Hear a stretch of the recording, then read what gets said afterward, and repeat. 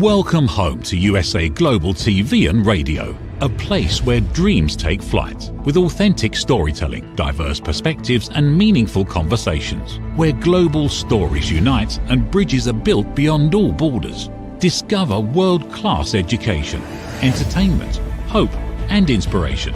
Together, we're building bridges worldwide. Subscribe to our channel, USA Global TV. Download our app, USA Global TV. Be our guest or join our team. Visit usaglobaltv.com. Thanks to our founder and executive producer, Dr. Jacqueline Kerbeck. Music score by Yeffy Tang from Cloud Road Music. Voiceover artist Mike Porter. Creative direction by Paul Garcia. USA Global TV and Radio, your home for global connection. All rights reserved. This video and its contents are the exclusive property of USA Global TV and Radio. Unauthorized use, duplication or redistribution in any form is strictly prohibited.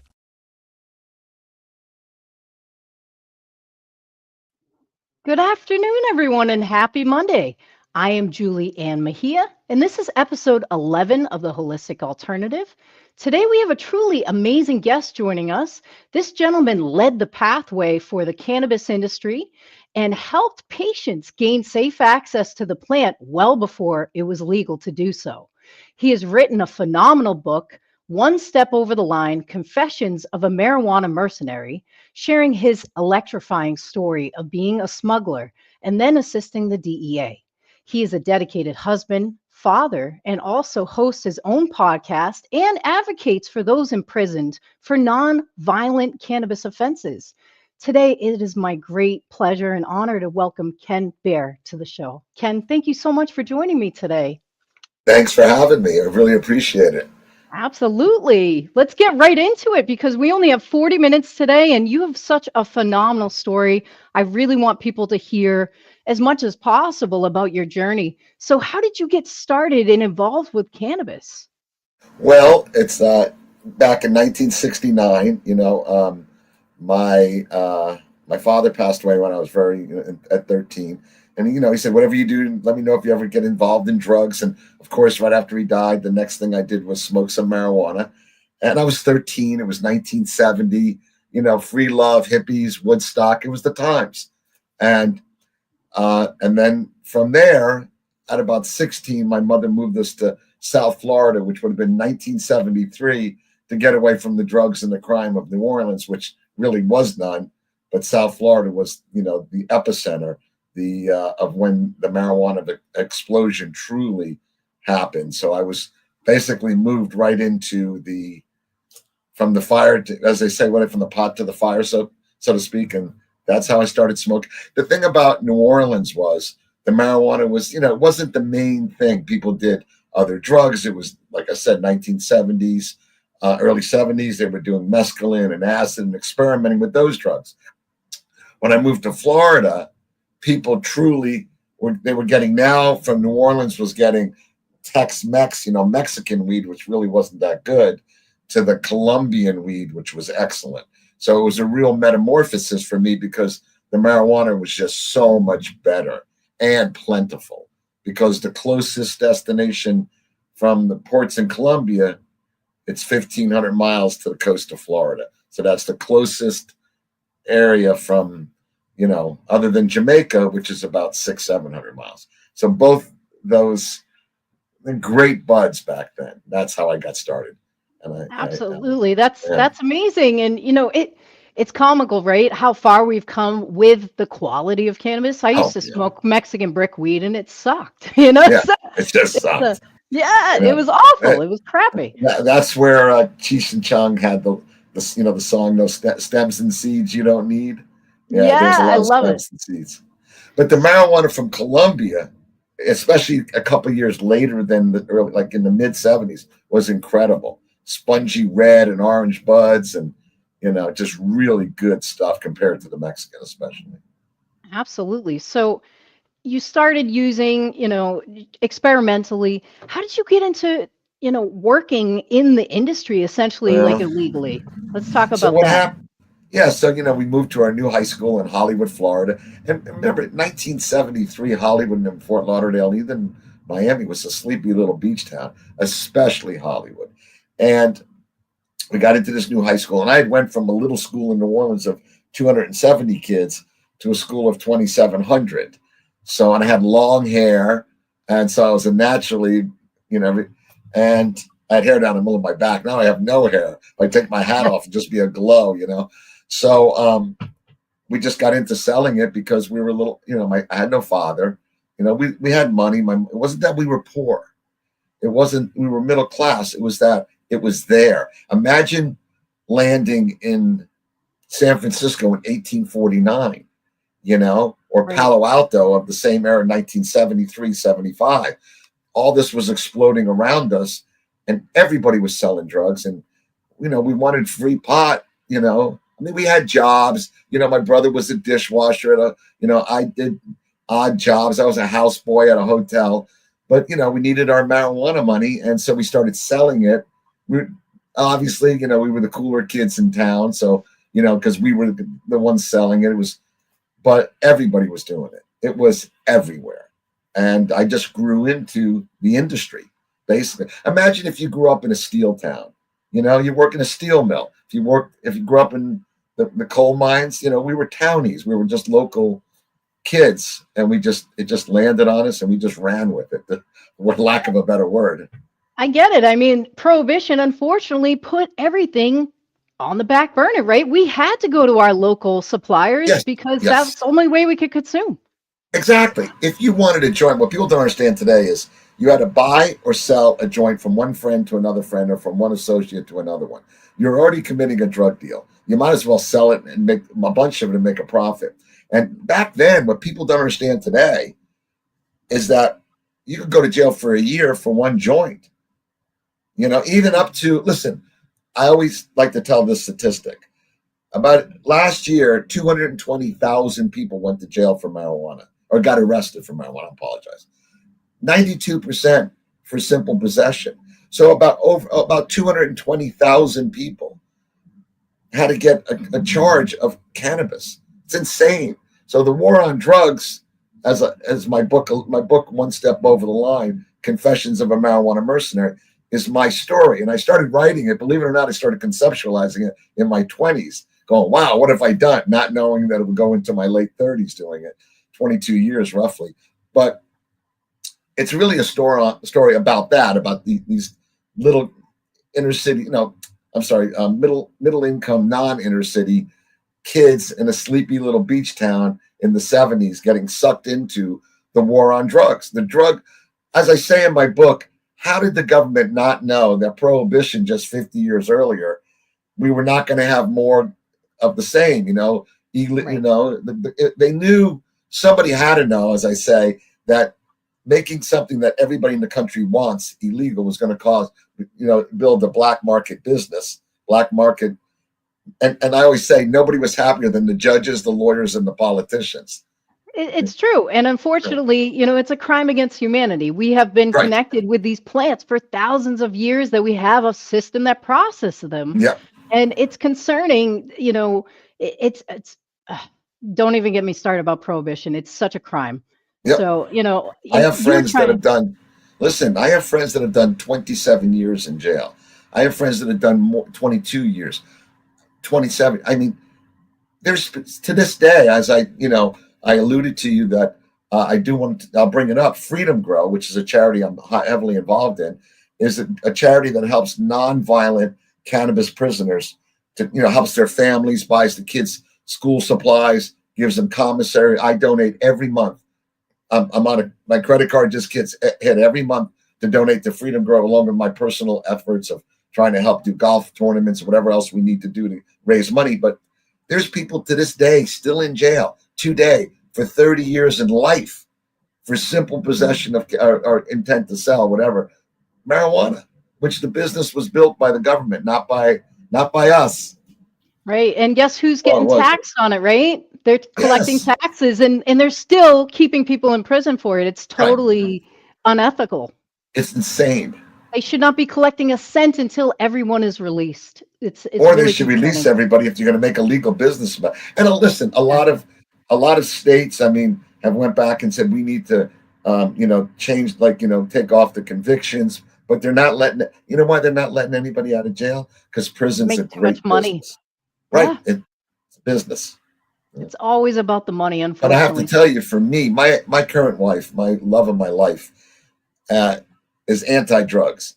And when she met me, she said, listen, you can smoke all the marijuana you want. You need it.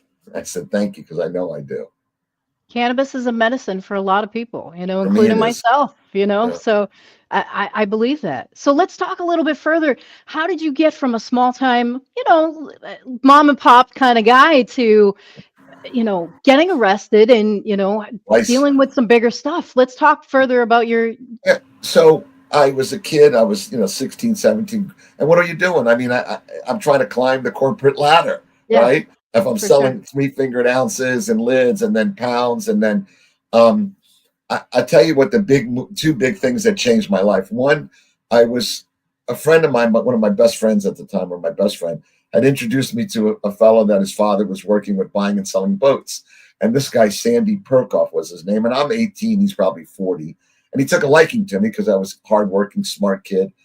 And he kind of introduced me, he was selling boats to smugglers. So I tell the story in the book. I'm 18 or 19 years old, and I'm literally in a Learjet by myself with almost $2 million, flying more than once, multiple times, taking Learjet trips to the Cayman Islands with millions of dollars for the smuggling operations. I also had a partner in Florida. My brother and I were selling pot and stuff, and so was another friend of mine. We were selling pot and stuff. He moved to Cleveland. Well, one day he calls me up and he's working at the Ford factory. And he says, and I was selling weed all over town. He goes, hey, I think I can sell a couple pounds of weed here in Cleveland at the Ford factory. He goes, can you give me a couple pounds? I said, sure, come down and get them.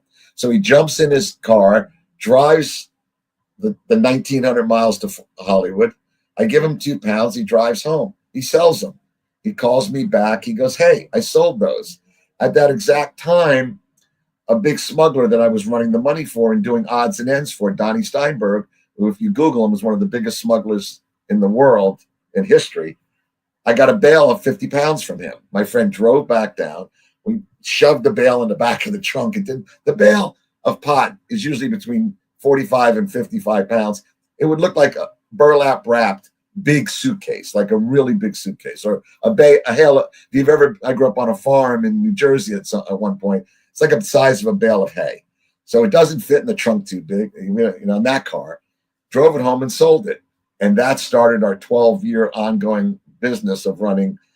It got to the point where we run thousands of pounds up there, just thousands had 3 and 4 cars that would hold 300 to 400 pounds in each trunk. Around 300, 400 was tough, 275, 340.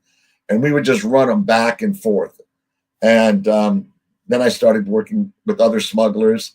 Then I ended up, around that same time, I took a break to leave the country because I was implicated in a drug case.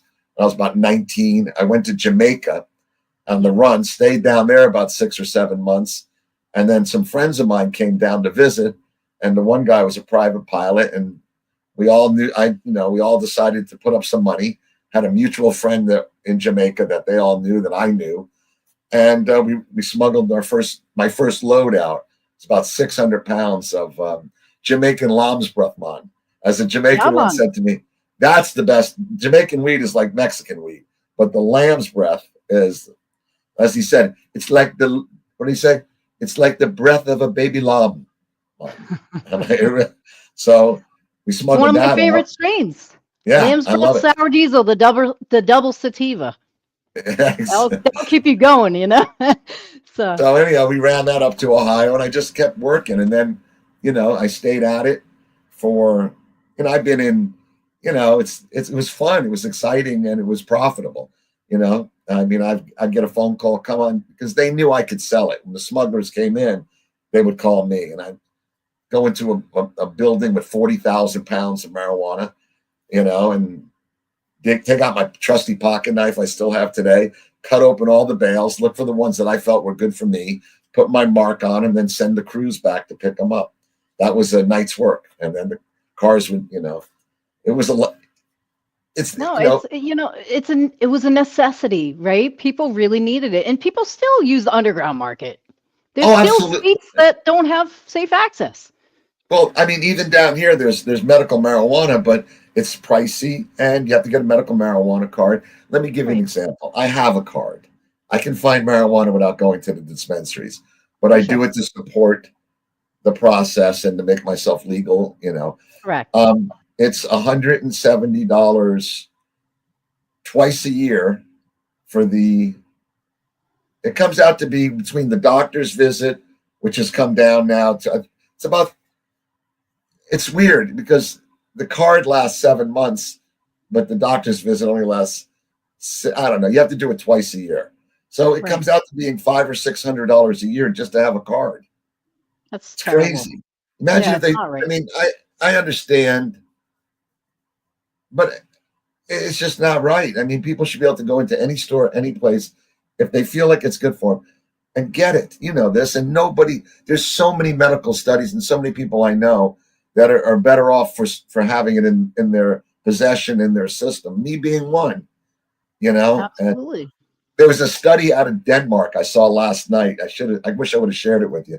They checked 5,000 men, only men, because they used it for they used their comparison from when they joined the military in their 20s and their cognizant test they took in their 20s, and then they checked them in their 60s, and they found that they had compared 5,000, non and did a blind study kind of thing, or however they did it, and no cognizant loss, whether you I started believe it. smoking as a teenager or if you're in your 60s as an adult. As you get older, they found a 1.3% loss in their cognitive abilities. That just goes, I'll be happy with that. I'll take that. Exactly. It's a neuro regenerator. Yeah. People don't understand that people, that have neuro disease, to take cannabis, it actually helps them. It helps them get better. So I've seen it firsthand. I've seen it with Parkinson's. I've seen it with a number of different neuro diseases. And unfortunately, coming from a cognitive neuroscience background, we were taught it was the devil's lettuce. Right. It was totally bad for you, and it was a Devil's weed. gateway. Yeah. So Yeah. it's really crazy to hear that. And I'm going But to tell you about the gateway thing. My yeah, kids, I was obviously been involved in the drug business now 50 plus years because I'm still working with people in Oregon. I've been involved in different parts of it: CBD, CBG, yep. CBA, CBN. And by the way, a great way to get a good night's sleep is CBN for sure. Oh And yeah, it's no great. non-habit forming, no Xanax, no Ambien, just a nice dose of CBN and you'll sleep like a baby. And Absolutely. and so it's still, it's a burgeoning industry. Sorry, if they would allow it to be more legalized, the amount of help people would get, but also the economic uh, advantages for people in the business and the economy as a whole is just crazy. It's a $1 billion industry that's being crushed down to a black Absolutely. market.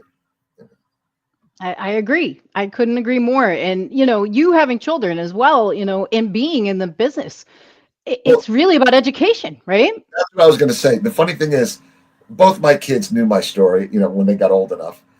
Neither one of them really read the book. I don't. Either did my wife, who even helped me write like certain sentences. Yeah. Because going back in that whole thing, my daughter says, "Daddy, nobody wants to know about their parents like that." And I said, "But neither one of them are drug users." That's Matter of fact, great. all four of my kids, my two bonus boys, none of them use marijuana, and it's because if you take the stick, you take the excitement out of it. It doesn't become it's not a drug that, and it's not a gateway. It's not a drug until you named it that. In other words, Right. when I was a kid before marijuana, you may not be old enough to remember Boone's Farm. It was like the cheapest wine. And, that was as a kid at like 13, you'd get a bottle of Boone's Farm and sneak behind. I remember we snuck behind a house and drank it. It was horrible. And, or Oh, MD 2020, rotten yep. alcohol. And then once I Gross. started smoking weed, I didn't drink that stuff anymore. I don't drink Absolutely. today. I mean, I did drink, but today I just smoke my weed and I relax. I go to a restaurant, they ask everybody what they want to drink, and I'll say a glass of water. Yep. Same over here. I haven't had a drink since 2018. And for me, it was no good. It was poison for me. I'm a diabetic. I couldn't process it. So for Yes. me, Yeah. cannabis, Nothing please, but only. sugar. Thank you. Yeah, exactly. So, no, that's So, amazing. So, how did you, after you got caught the first time, you started back up, right? And then yeah, because I you have no ran into common some sense. you were trying to help people, right? And get the product out there and Well, the business. so I was trying to help at that point. Well, here's the thing: what people don't understand, you build a business. Remember, I had in 1988, I got busted the first time. I had people working for me, so Yep. I had one of my drivers buy a house with the money he made from and then that house he sold to my other driver when he decided to move out of it. So these are kids in their 20s buying houses, living good. I mean, we paid them $1,000 a run plus expenses. So you might say, well, that's not worth it. Well, in 1980, that's like close to $4,000, $3,000. Do that twice a week in your 20s. Do that 5 times a month. You're making basically in today's dollars, 10 to 15,000 a month, working a couple hours at a time. So it was good for them, obviously. I got busted the first time. One of my friends, Bob Silverbullet, and that's the same guy that was the pilot that flew the weed out of Jamaica. He got a seaplane now. The last time he used the Cherokee 6, he had bought a seaplane, and one of our other friends, Bruce Goodwin, I'll say, had smuggled 40,000 pounds into Canada and had it stashed in a fish warehouse. And it wasn't selling. And the reason it wasn't selling, it turned out, is terrible. But he made a deal with me. It needed to swim with the fishes. The fish was better than the marijuana, I think. So anyhow, we were smuggling the weed back into America to try to sell it. We used a seaplane. He would land in a lake in Canada, load up 200 or 300 pounds, because that's all the seaplane could land, and landed in a lake in Maine. Now, most of the smuggling we do at night, all of it, but a seaplane can't land at night. It has to land in the day because it can't see the water. I mean, you could do it, but we couldn't do it. You'd have to have a team of people to do it. Very difficult to land in because you can't read the waves. So we smuggled in about 1,400 pounds, and I was moving it to another location in a U-Haul, and I got pulled over and they found it. I won't go. The story is way in depth. It has to do with 4th of July and fireworks, but that's all in the book. So I got busted, and I kept working to pay for the lawyers. I actually went to a lawyer. I got in trouble 2 or 3 times. I asked the lawyer, I don't know what to do. You know what he said to me? It appears what you're doing is pretty profitable and you're good at it. You just don't get caught. And I was thinking as a young man, I'm going, that's not good advice. That's terrible advice. Yeah. And so I kept working, going back and forth. I was actually going back and forth to court, and I got tried in Salem, Massachusetts, in the actual courthouse that they do the witch tours in. While I was on the stand testifying, my lawyer said, by the way, around noon, you might see a little tour go by. Don't pay attention to them. And I'm testifying, and there's a tourist walking through. But it was determined that the police officer pulled over the truck illegally, searched it illegally.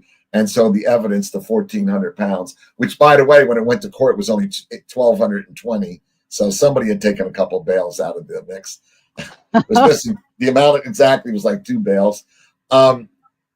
They threw the case out. So now it's 1988, and I'm in wow, I got away with it. I wasn't doing as much. The business had slowed down. I'd done other, we were still doing it, but I went back in 1992. I was still working. I got married. After my honeymoon, I said to my then wife, I have to go back to work and pay for the wedding, the honeymoon, the diamond ring, And I went back to Texas. This time we were getting weed out of Texas because they were getting better. The Mexicans were growing solid, kind of California outdoor quality, and picked it up in Texas. Only 100 pounds, not thousands like I used to do, but 100,000. It was. I paid $80,000 for it. In the old days, 100 pounds would have cost me $24,000. 1,000 pounds was $245,000 back in the 70s and 80s. But remember, back in the 70s and 80s, $245,000 would have been like $750,000 today. Huge. I'm 20 something years old doing $250,000 deals like they're candy, not thinking, gee, that's a lot of money. So anyway, the second time my partner in Ohio had gotten busted, and he turned me in, and me and another friend that he had turned in, we all got charged, and I got charged with racketeering, running a 12-year ongoing criminal enterprise. And I'm going to tell you, my best friend back then, my partner, 32 years later, because of doing these podcasts, he found me on the internet, reached out to me. I talk to him all the time, and just yesterday, he's in North Carolina now. He goes, well, I'll pay for your plane ticket. You're going to come up here. I'm going to buy you dinner. We're going to take you. I said, well, you cost me $180,000 back then. I think you owe me at least a free dinner. But we have no animosity towards each other, because what people don't understand is that when you snitch, when you rat, what you think is, it's just part of the business by then.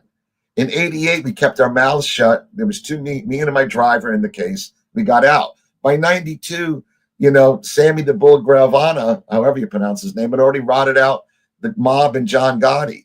This government knew by putting this 25-year, these huge cases.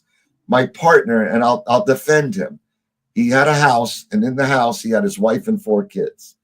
They had a barn on the property, and his father and mother were on the same property, like a farm, 3 houses. The cops came in on a Sunday morning, SWAT team. They found the pot in the barn. They handcuffed and arrested his mother and father.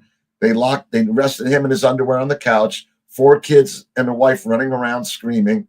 And they said, you got 30 seconds. You either cooperate, or we're going to put your mother, your father, your wife, and you in jail. Your 4 kids are going to be orphans, and we're going to take your parents home and your home and everything, and we're going to confiscate the whole thing. So what is that guy going to do? He has to turn on me. I would be, first off, it just doesn't work the way people think it does. Like, oh, you're on the streets, and the creed is, and I understand the stigma. Even when you're in first grade and you're on the playground, what do you tell your friend? Right. Don't snitch me out to the teacher. Don't be a tattletale. So how'd you get involved with the DEA? Let's talk about that a little bit. So I went home from Ohio. I got bond after 3 months, kept my mouth shut, wasn't going to talk. And my 2 lawyers are like, look, you got to do something. They have you dead to right. They have a stack of cassette tapes. They've got the weed. They got the keys to the truck. They got, everything that I always knew not to do. It always, if you follow, it always is that one time you get busted, all the things you did wrong. And they had me dead to rights because they had 17 people testifying against me that I didn't know that at the time. But I came back from there, and I was broke because I just lost $100,000 in weed. My truck, I sold my other truck before the marriage, before the honey, went away. I spent 60, 70 grand on getting married, a diamond ring, a honeymoon, lawyers. I was driving, I had to buy a $400 station wagon, canary yellow station wagon with no air conditioning. I was broke.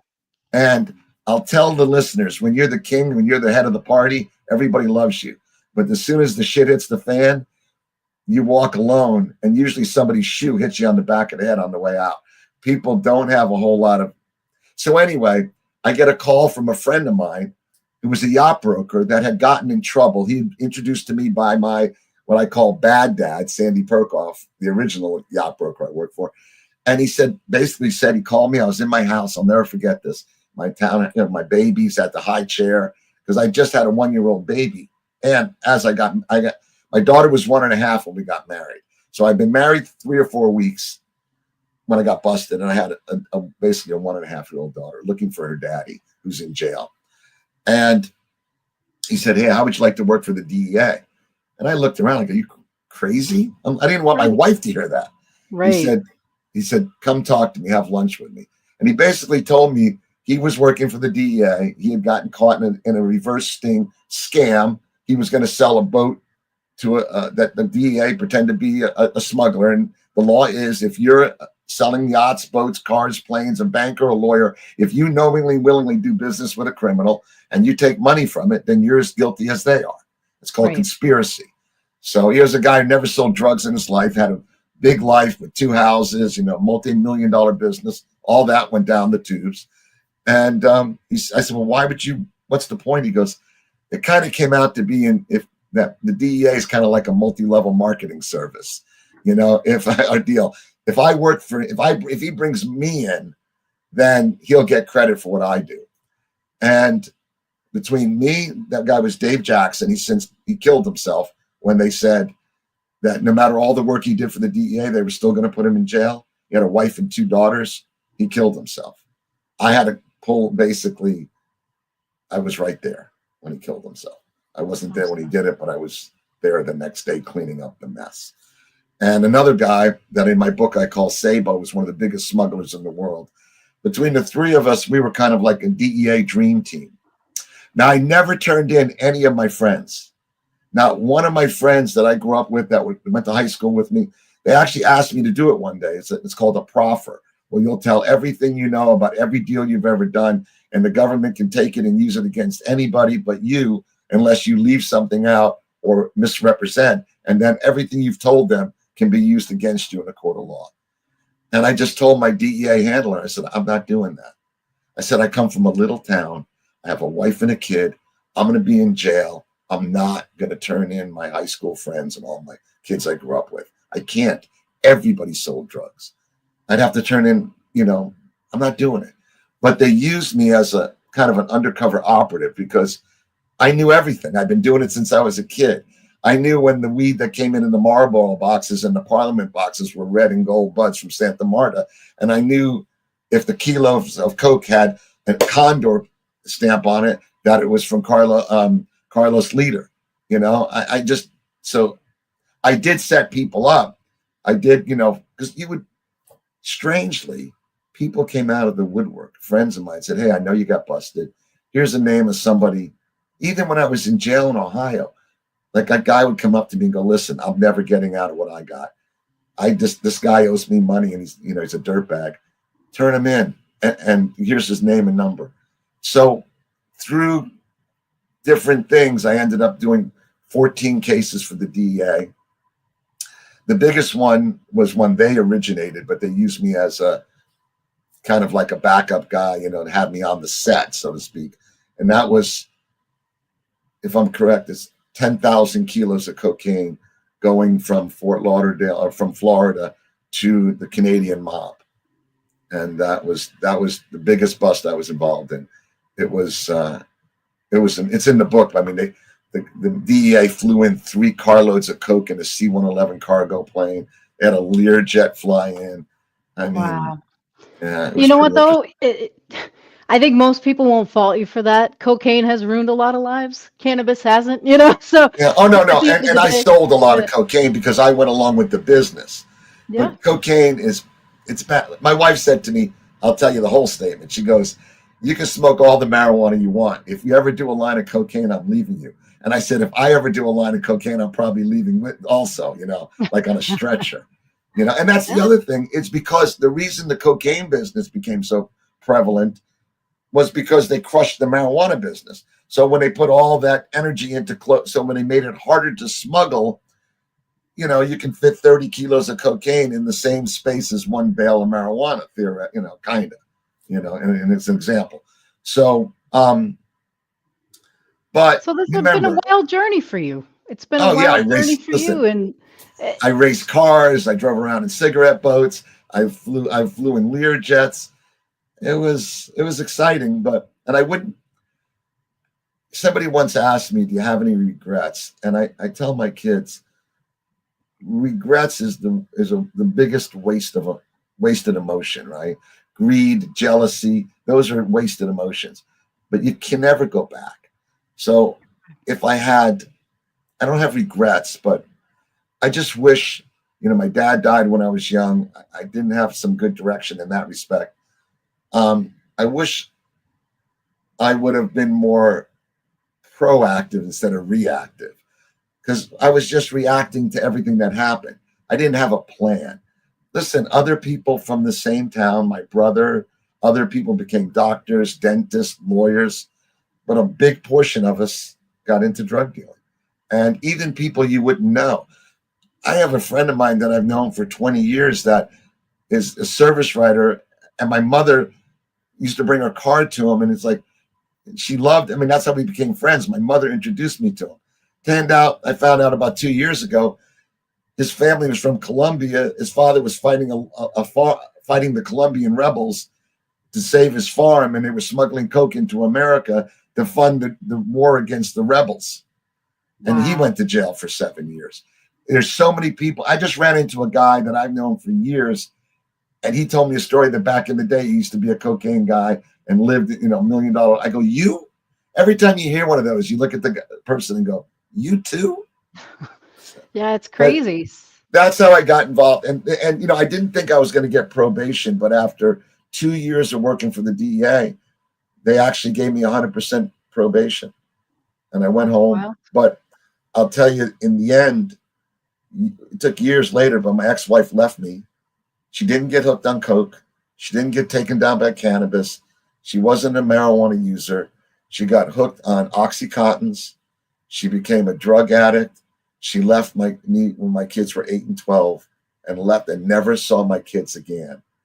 So here's legal, big pharma. Basically, she died at 60 a couple months ago. We hadn't seen her in 20 years.